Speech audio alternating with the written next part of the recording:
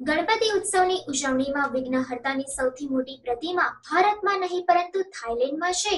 દેશમાં ગણપતિ ઉત્સવની ઉજવણી ધામધૂમથી થઈ રહી છે। ભારત સિવાય પણ ઘણા દેશો છે જ્યાં ગણેશજીની પ્રતિમા છે, પરંતુ તમને જાણીને નવાઈ લાગશે કે વિઘ્નહર્તાની સૌથી મોટી મૂર્તિ ભારતમાં નહીં પરંતુ થાઇલેન્ડમાં છે।